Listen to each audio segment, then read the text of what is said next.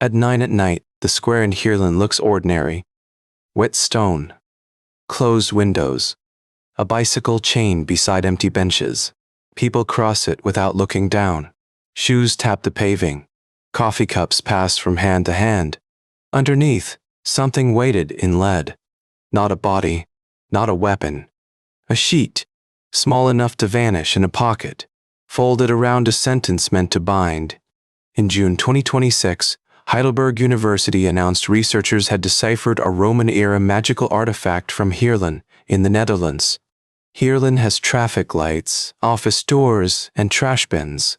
It also has older ground, where Rome once pressed its roads into mud. The tablet dates to the 2nd century AD, when Heerlen was Coriovallum, a Roman military settlement in Lower Germania. Imagine the town then.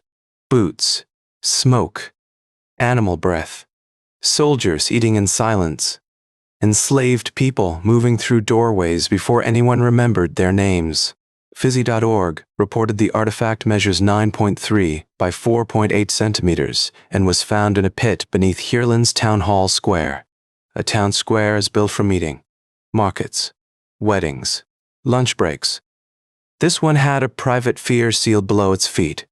Lead was useful for curses, cold, soft, heavy. It accepted scratches like skin accepts a nail, then kept them. People buried such words where they believed messages could travel downward. Graves, wells, shrines, holes no one opened twice. Unlike most Northern European curse tablets, this one was not written in Latin. It carried ancient Greek in an Egyptian style. That is the wrong language in the wrong place, calling on the wrong dark under a square made for errands. Rome carried more than soldiers north. It carried gods, debts, recipes, rumors, names, and small instructions for hurting someone quietly. Researchers used reflectance transformation imaging, combining photographs under changing light to reveal faint surface features on the tablet. The old letters did not return all at once. They came as dents, shadows, raised lips of metal, a sentence breathing again. Huzz. Think of a curse that survives because no one hears it, not shouted, not witnessed, just folded, buried, and trusted. The inscription begins with 3 magical symbols, called characters, before listing the names of 2 men and 2 women. Those 4 people are described as fellow slaves, according to reporting on the researchers' decipherment of the Heerlen tablet. Their names remain the sharpest part. A curse can forget a face. It does not forget who it was sent to find. Dr. Rodnias said the tablet may curse those 4 enslaved people or curse someone else in their name. That uncertainty changes the room. Were they victims? Were they messengers? Were they the hands that lowered the lead into earth? Sometimes fear moves upward. Sometimes it moves sideways, through servants' quarters, kitchens, stables, beds, locked chests, and shared silence. Dr. Julia Lugavaya said one of the women might have authored it, possibly bringing such ritual knowledge from Roman Egypt. There is a loneliness in that possibility. A woman far from home, carrying a language people around her could not read. A language can become a locked door. On this tablet, the door opened downward. Professor Joachim Quack noted that Egyptian, Near Eastern, Jewish, and sometimes Christian traditions merged across the Roman Empire in those centuries. Empires make strange mixtures. A soldier's prayer, a merchant's charm, a captive's memory, a borrowed demon waiting for a name. Egyptian-style demons invoked in Greek under a Dutch town square. No thunder followed the burial. No witness wrote it down. Above ground, someone probably swept the floor and slept badly. Heidelberg's announcement says the object will eventually be displayed at the Heerlen Museum, with the inscription published for scholarship. One day it may sit under glass, quiet, harmless, the way knives look harmless after they leave the hand. When a story like this reaches you, consider the silence around it as much as the artifact itself. The tablet is not only a magical object, it is an administrative nightmare turned human. Slavery, movement, injury, A name cut into metal. The town square did not remember. Stone almost never does. But the ground kept the folded thing anyway. Phys.org described the text as a binding spell intended to harm enemies, a rare Greek inscription from Roman Northern Europe. Binding is a gentle word for a cruel hope. To stop a tongue, freeze a hand, turn someone's road into mud. No one needed to see the demon. They needed the demon to see the names. That is why the tablet feels so cold, not because of age, because its purpose was intimate.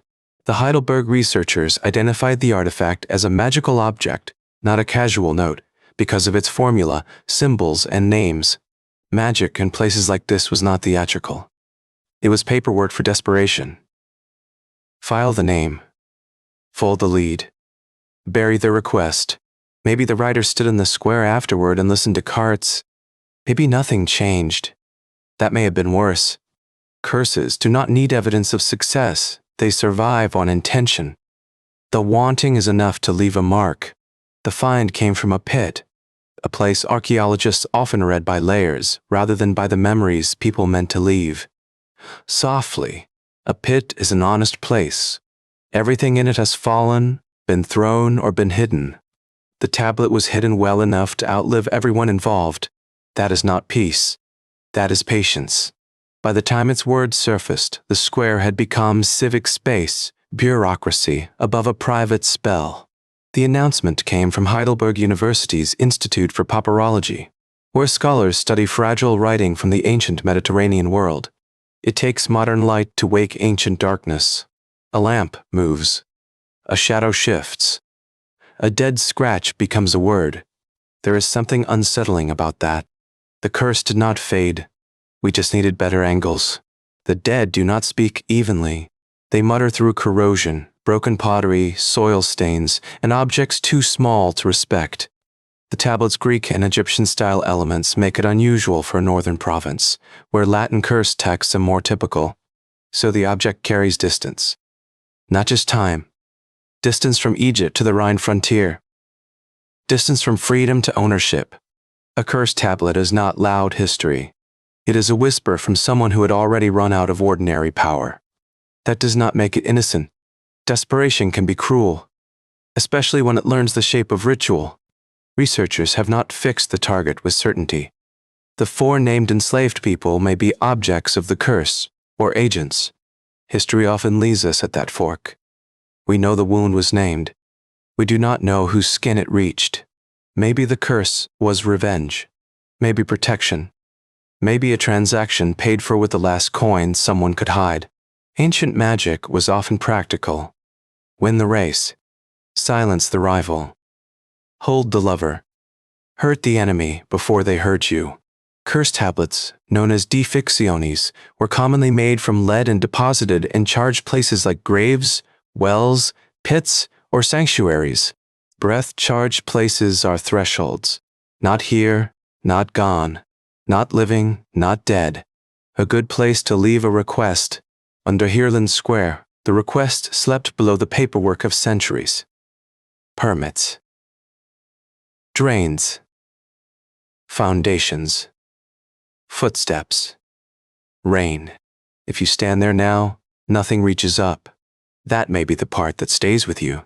When you hear claims about ancient spells, consider waiting for the scholarly publication before treating every translation as settled.